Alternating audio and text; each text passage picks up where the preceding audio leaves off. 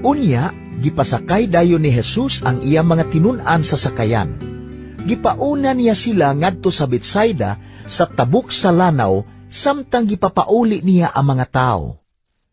Tapos siya makapanamilit kanila, mitunga siya sa usa ka bungtod aron pagampo.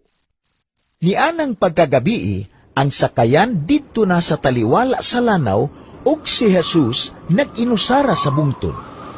Nakita niya ang iyang mga tinun-an nga naglisod sa ilang pagbugsay kay sungsungon man ang hangin.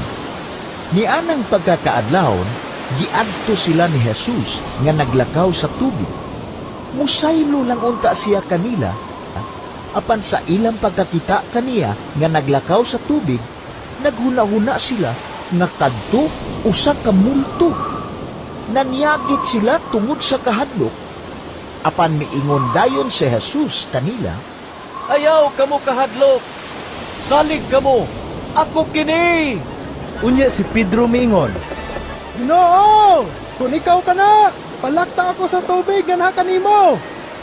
Dali nga ri! mitubag si Jesus.